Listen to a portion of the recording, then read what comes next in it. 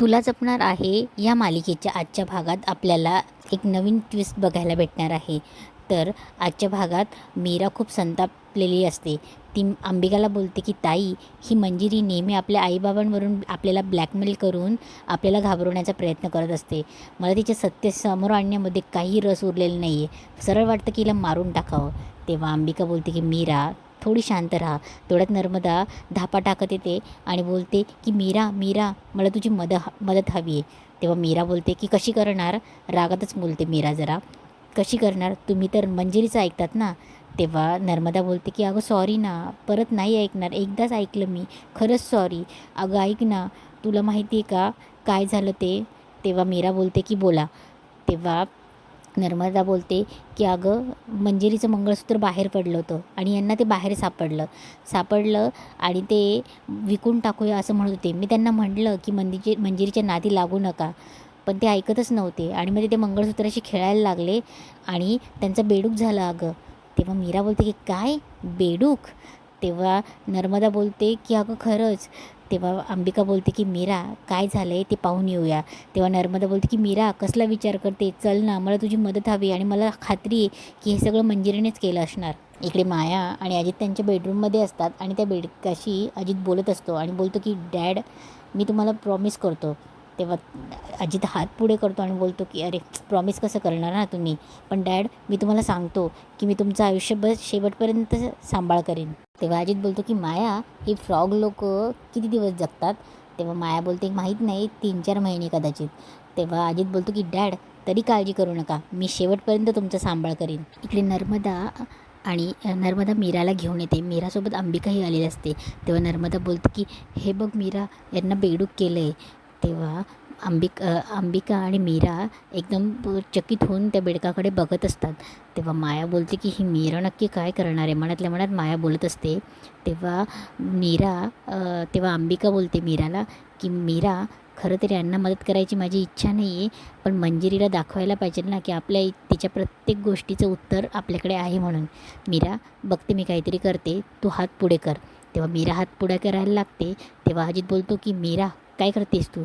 तेव्हा नर्मदा त्याला खुणवते की करू दे. तेव्हा मीरा बोलते की अरे थांबा, मला बघू तर द्या. तेव्हा मीरा हात पुढे करणार, तेवढ्यात अंबिका चुटकी वाजते आणि बेडकाचा दामोदर होतो. तेव्हा मी सगळे शॉक होतात. तेव्हा दामोदर पण बोलायला लागतो की अरे मी परत आलो, बेडकाचा मी माणूस झालो म्हणून दामोदर खुश होतो. नर्मदाही खूप खुश होते. नर्मदा पटकन मीराला मिठीच मारते आणि बोलते की थँक्यू.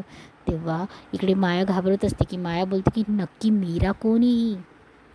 तेव्हा अजितही बोलतो की मॉम डॅड परत आले, आपले डॅड परत आले. अजितही खूप भारावून गेला असतो. इकडे मंजिरी स्वतःला आरशात मार्जरी म्हणून बघत असते. अस्पष्ट ती बघत असते स्वतःला. तेवढ्या तिथे अथर्व येतो. अथर्व दरवाजा नॉक करतो. तेव्हा मंजिरी पटकन आरशात बघते आणि तिला तीच दिसायला लागते. तेव्हा ती पटकन वळते आणि बोलते की अथर्व ये ना. तेव्हा अथर्व बोलतो की मला आश्रमाची किल्ली आणि ते काही कागद डॉक्युमेंट्स ठेवायला दिले होते ते हवे होते. तेव्हा मंजिरी बोलते की काय झालं अथर्व. मंजिरी पुढे जाते. तेव्हा अथर्व थोडा डचकलेला असतो, घाम फुटलेला असतो त्याला, आणि तो बोलतो की नाही, ते व्हील तयार झाल्यापासून वकिलांचे सारखे फोन येत आहेत आणि ते मीराच्या नावावरती लिगली प्रॉपर्टी करायची आहे म्हणून त्यांचे सारखे फोन येत आहेत म्हणून अथर्व ते मागतो. तेव्हा मंजिरी थोडी शांत होते. तेव्हा मंजिरी किल्ली आणि डॉक्युमेंट्स काढून देते, अथर्वकडे देते. अथर्व घाबरल्या टाईपच असतो. तेव्हा तो ते डॉक्युमेंट्स आणि किल्ली घेतो आणि बोलतो की ते फक्त लिगल प्रोसेसिंगसाठी हवं आहे, तू वेगळा विचार करू नकोस, येतो मी म्हणून अथर्व चालला जातो. तेव्हा मंजिरी मनात बोलते की हा काहीतरी विचित्र वागतोय, नक्कीच काहीतरी घडलं आहे. इकडे मीरा आणि अंबिका अडगळीच्या खोलीत विचार करत असतात. तेव्हा मीरा बोलते की ताई, आपण काहीतरी होम हवन करूयात का. तेव्हा तेव्हा अंबिका बोलते की नाही अगं. तेव्हा तेव्हा मीरा बोलते की मग काय करायचं, आजी येत नाही आहे आणि आत्ता आजींची खूप गरज आहे पण आजी नाही आहे तिथे. तेव्हा अंबिका बोलते की नाही मीरा, आजींना जेवढी काही मदत करायची आपल्याला तेवढी करून झाली आहे. मीरा, मला असं वाटतं की आपण ना मंजिरीच्या गुहेत जी बाई होती, ती म्हातारी आजी, तिच्यापर्यंत पोहोचूयात. तेव्हा मीरा बोलते त्याने काय होईल. तेव्हा अंबिका बोलते की कदाचित तिच्यापर्यंत पोहोचल्यावर तीच आपल्याला मंजिरीपर्यंतचा मार्ग दाखवू शकते. तेव्हा मीरा बोलते की ठीक आहे, मग आपण तिच्या गुहेत जाऊया. इकडे दुसऱ्या दिवशी सकाळी नाश्त्याला सगळे डायनिंग टेबलवर बसलेले असतात. तेव्हा तिथे मीरा नसते. तेव्हा अथर्व बोलतो की मीरा. तेव्हा मंजिरी बोलते की काय माहिती कुठे गेली. मीरा ही पहिल्यासारखी आधीसारखीच वागायला लागली रे, पुन्हा तसंच वागायला लागली. बरं ठीक आहे, थांब मी येते, तुझ्या आवडीची भाजी केली घेऊन येते.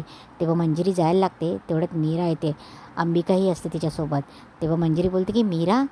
तेव्हा ती अथर्वलाही आवाज येते की अथर्व. तेव्हा अथर्व चिडून बोलतो की कुठे गेली होतीस. तेव्हा मीरा बोलते की बंदोबस्त करायला. तेव्हा अथर्व बोलतो की कसला बंदोबस्त. या बाईचं रूप सगळ्यांसमोर आणायचं होतं ना, खरं रूप, त्याचाच बंदोबस्त करायला गेले होते. तेव्हा मंजिरी गडबडते आणि बोलते की अथर्व, मी तुला सांगितलं होतं ना, बघितलं ना ही कशी वेगळी वागते. मीरा एकदम वेगळी वागते, विचित्र वागते. तेव्हा मीरा बोलते की तुझं खरं रूप मला सगळ्यांसमोर आणायचंच होतं.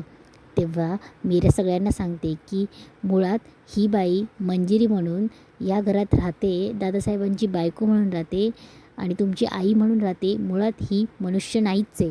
तेव्हा मंजिरी थोडी दचकते. तेव्हा मीरा अंबिकाचा हात धरते. अंबिका चुटकी वाजते आणि त्या चुटकीसरशीच मंजिरीची मार्जरी व्हायला लागते.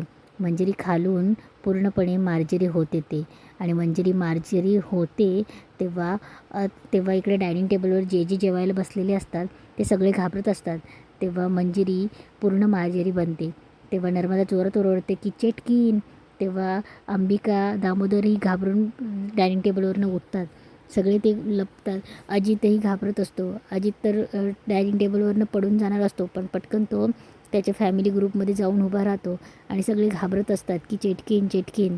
तेव्हा मीरा आणि अंबिकाला खूप भारी वाटत असतं की मंजिरीचं रूप सगळ्यांसमोर आलं.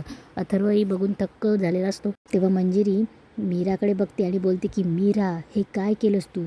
तेव्हा अंबिका एक चाबूक जादूने घेते आणि मीराकडे देते आणि बोलते की मीरा, फोडून टाक या बाईला.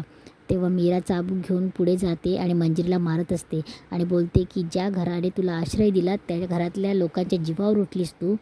ज्या बाईने तुला आश्रय दिला त्या माझ्या आईला तू मारून टाकलंस. ज्या माझ्या वडिलांनी तुला विद्या शिकवली तू त्यांच्याच जीवावर उठलीस. ज्या बाईने तू अनाथ आहे म्हणून आधार दिला त्या अथर्वच्या आईला तू मारून टाकलंस. मीरा प्रत्येक गोष्टीची आठवण करून मंजिरीला चाबूकचे फटके देत असते. माझ्या अंबिका ताईचा खून केलास तू, वेदाला सतत मारण्याचा प्रयत्न केलास तू. तेव्हा मीरा बोलते की का, तिला जाब विचारते आणि तुझ्या या सगळ्या पापाची शिक्षा आज मी तुला देणारच आहे. तेव्हा मंजिरी बोलत असते की अथर्व, हिच्या बोलण्यावर विश्वास ठेवू नको अथर्व, मी काही केलेलं नाही, खोटं खोटं बोलते ही. तेव्हा अथर्व जोरात चिडतो की मंजिरी, पण तुझं हे रूप खरं बोलतं आहे. तेव्हा अथर्व बोलतं की तू माझ्या आईला मारलंस, माझ्या बाबांना मारलं, माझ्या अंबिकाला मारलंस, माझ्या वेदाच्या जीवावर उठलीस. तेव्हा अथर्व डायनिंग टेबलवरनं चाकू घेतो आणि मंजिरीवर मारायला सुटतो आणि जोरात बोलतो की मंजिरी. तेवढ्यात मंजिरी इकडे झोपेतून जोरात ओरडून उठते. मंजिरीने पाहिलेलं हे सगळं स्वप्न असतं. तेव्हा मंजिरी थोडी शांत होते आणि बोलते की स्वप्न होतं हे. तेव्हा ती बोलत असते की माणूस असण्याचे खूप मोठे तोटे आहे आणि त्यात स्वप्न हा सगळ्यात मोठा तोटा आहे. पण माझं हे स्वप्न खरं तर नाही होणार ना. पण अंबिका आणि मीराने दोघींनी हातात हात घेतला आणि त्यांनी त्यांच्या शक्तीचा वापर केलाच तर. तेव्हा मंजिरी जीवाला खात असते. पण नाही, त्या दोघींना हे माहितीच नाही आहे. पण अंबिका पुन्हा जीवाला खाते की नीरजने त्यांना जर मार्ग दाखवला असेल तर. इकडे मीरा आणि अंबिका गुहेत येतात. तेव्हा मीरा बोलते की ताई, हीच ती बाई, पण हिला खाली कसं आणायचं. तेव्हा अंबिका तिच्या जादूने जादू करते आणि काही उजेड मार्जरीवर जातं. तेव्हा मार्जरीला ठसका येत असतो, खोकला येतो. तेव्हा इकडे मंजिरीला कळतं. तेव्हा मंजिरी बोलते की मार्जरी काय झालं, बोल ना मार्जरी काय झालं. इकडे मार्जरी अंबिका आणि मीराच्या पायाशी येते. तेव्हा अंबिका बोलते की हीच ती बाई. तेव्हा मार्जरीला त्या दोघी विचारतात की बोल, कोण आहेस तू आणि मंजिरीचा आणि तुझा काय संबंध. तेव्हा मार्जरी काही बोलत नसते. तेव्हा अंबिका बोलते थांब, ही अशी नाही ऐकणार. तेव्हा अंबिका काहीतरी उचलून घेते आणि जोरात मार्जरीला फटका मारते. तेवढं तिकडे इकडे मंजिरीलाही ते लागतं. तेव्हा मंजिरी ओरडते की काय झालं म्हणून. तेव्हा अंबिका मार्जरीला मारत असते आणि बोलते की कोण आहेस तू मंजिरी आणि तुझा काय संबंध, उठ उठ. जसं जसं मार्जरीला त्या तिकडे मारत असतात तसं तसं इकडे मंजिरीला लागत असतं. मंजिरी पायऱ्या जिन्या उतरता उतरता कोलमडते आणि बोलत असते की मंजिरी उठ. हे दामोदर आणि नर्मदा किचनमधून बघत असतात, त्यांना गुपचूप बघत असतात. त्यांनाही कळत नसतं की काय होतं आहे मंजिरीला. असं मंजिरी कशी उठते, तिला तिकडे तिला लागतच असतं. ती तशीच उठून बाहेर जाते आणि मार्जरीकडे जाण्याचा प्रयत्न करत असते. इकडे दामोदर आणि नर्मदा बोलतात की बघितलंस, कर्माची फळं भेटतातच. ते म्हणतात ना, जैसे जैसे कर्म वैसे वैसे उसका फळ. तेव्हा नर्मदा बोलते पण तिला शिक्षा देते कोण, काय चाललं आहे आपल्या घरात. तेव्हा दामोदर बोलतो की मला तर वाटतं आहे ना एखाद्या हॉरर फिल्मची स्टोरी चालली आहे आणि ते म्हणतात ना याची देह याचे डोळा. तेव्हा नर्मदा बोलते की मला खात्री आहे याचं गुपित काहीतरी मंजिरीचं गुपित आहे, ते फक्त मीराला कळलं आहे. इकडे अंबिका मार्जरीला मारत असते आणि बोलते की माझ्या प्रश्नांची उत्तरं दे. अंबिका मारायला लागते तेव्हा मीरा बोलते की ताई थांब, तिचा चेहरा आपल्याला दिसत नाही, आपण काय करूया, हिला उचलून उभं करूया. तेव्हा त्या दोघी उचलायला जातात. मार्जरी चेहरा दाखवत नसते आणि त्या दोघींना जोरात फेकून लावते. ते दोघी खाली पडतात. मार्जरी कसं बसं कणत उठते आणि बघते आणि वरती बघते. तेव्हा मीरा आणि अंबिका शॉक होतात तिचा चेहरा बघून. तेव्हा मार्जरी हसत असते आणि इथेच आजचा एपिसोड संपतो. चला तर मग मंडळी, की आता मीरा आणि अंबिकाने नक्की मार्जरीचा चेहरा बघितला आहे की हा ट्विस्ट आहे, की तोपर्यंत मंजिरी येऊन त्या दोघींना गुहेतून हाकलून लावते. असेच एपिसोड बघण्यासाठी या चॅनलला लाईक, सबस्क्राईब आणि शेअर करा.